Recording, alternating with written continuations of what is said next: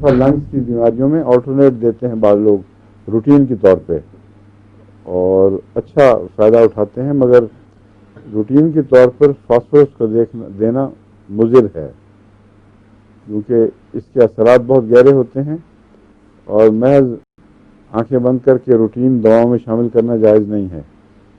اس کی علامتیں دیکھ کر اس کے مطابق دینا چاہیے. اب فاسفورس میں مثلاً بعض دفعہ یہ بلڈ کو ٹھیک کر دیتی ہے اور یہ چیز جو ہے وہ اور کئی خطرناک چیزوں پہ منتج ہو سکتی ہے. خون گاڑھا ہو جاتا ہے. اس کی وجہ یہ ہے کہ یہ جو ہیمریجز کی جریان خون کی بہترین دوا ہے فاسفورس. تو کس طرح کام کرتی ہے؟ بعض دوائیں تو بغیر خون کو گاڑھا کیے کام کرتی ہیں، ان میں کنٹرول پیدا کرتی ہیں، دونوں طرف کا توازن آ جاتا ہے. لیکن فاسفورس گاڑھا کر کے کام کرتی ہے. اس لیے جن کا خون پتلا ہو ان کو فاسفورس لمبا عرصہ دیا جا سکتا ہے. بس وہ لوگ جن کو ہیموفیلیا کی تکلیف ہوتی ہے ان کو میں مستقل فاسفورس دیتا ہوں، کبھی کوئی نقصان سامنے نہیں آیا. آرسنک فاسفورس وغیرہ فاسفورس ضرور دیتا ہوں. خون جہاں سے بھی بہے بس بہتے چلا جاتا ہے، رکتا نہیں، جمتا نہیں.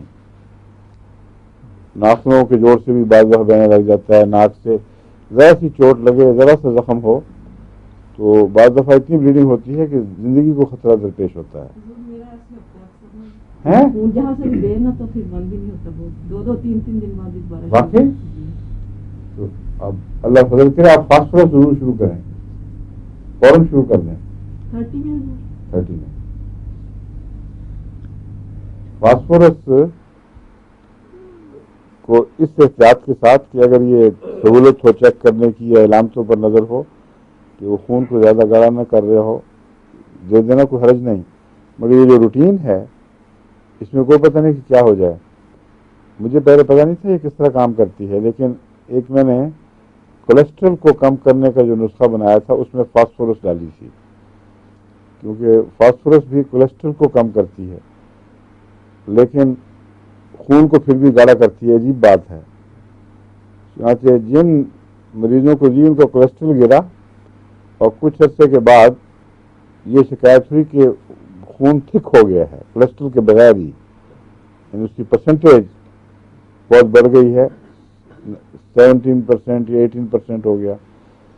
تو ڈاکٹرز جو دل کے مریض تھے ان کو متنبع کر رہے تھے کہ اس کو ٹھیک کرو، گاڑھا خون ٹھیک نہیں ہے تمہارے لیے. تو اس وقت پھر مجھے 1 2 3 مریضوں سے جو رپورٹیں ملیں پھر سمجھ آئی، ان کے نسخے سے فاسفورس نکال دیا تو ٹھیک ہو گیا. اس میں دوسری چیز کیا تھی؟ 2 3 دوائیں تھیں پہلے اور کولیسٹرینم، یہ 3 تھیں. جن میں خون پتلا ہو ان میں یہ بھی دیا جا سکتا ہے فاسفورس بھی، اور یہ موٹاپے کو کم کرنے کے لیے بھی اچھی دوا ہے. فاسفورس نہیں، وہ 2 دوائیں تو کولیسٹرول کو بھی کم کرتی ہیں اور موٹاپے کو کم کرتی ہیں. تو اور صرف نسخہ ہے موٹاپے کے لیے. کیا کیا چیز ہے؟ فائٹولاکا اور کولیسٹرینم. ٹھیک ہے. کیا؟ ہاں فائٹولاکا بیری، وہ یاد تھا کہ یاد کرا دیا. اور ایک سلیم نے فائٹولاکا دوسرا دینا شروع کر دیا تھا. فائٹولاکا کی 2 قسمیں ہیں. ایک فائٹولاکا عام کہلاتا ہے، اس کے ساتھ کیا لفظ لگتا ہے دیکھنے کتاب میں، اور ایک ہے فائٹولاکا بیری. جو فائٹولاکا میں دیتا ہوں اس کے لیے کولیسٹرول لیول کم کرنے کے لیے، اس میں وہ عام فائٹولاکا ڈالا جاتا ہے. اور جو موٹاپا کم کرنے کے لیے ہو اس میں فائٹولاکا بیری ڈالنی پڑتی ہے. کولیسٹرینم اور فائٹولاکا بیری بس. آپ اپنے ہاتھ سے دیکھتے ہیں اس سے کیا فرق پڑتا ہے؟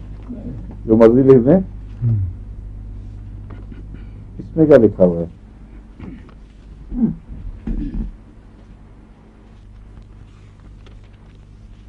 फाइटोलाका ये रूट है असल में, पोक रूट, वो बेरी है। फाइटोलाका बुनियादी तौर पर एक ही चीज है, मगर एक उसकी रूट जड़ें इस्तेमाल होती हैं एक किस्म के मर्जों में, और दूसरी किस्म के मर्जों में उसकी बेरीज, बेर जो लगे होते हैं ऊपर। तो जहाँ जिस्म कम करना हो वहाँ बेर इस्तेमाल किए जाते हैं, बेरी। और दूसरी दवाओं में मसलन गुठलियाँ हैं बड़ी बड़ी, औरतों के ब्रेस्ट कैंसर वगैरह में दूध गाढ़ा होकर फटने लग जाए, बाज़ दफ़ा बच्चे के लिए वो जहरीला हो जाता है। ऐसे अमराज में फाइटोलाका आम रूट वाला, और कोलेस्ट्रॉल कम करने के लिए भी ये इस्तेमाल करता हूँ मैं। रूट वाला बेरी नहीं कभी किया। बेरी मोटापे के लिए मुफीद है, समझिए।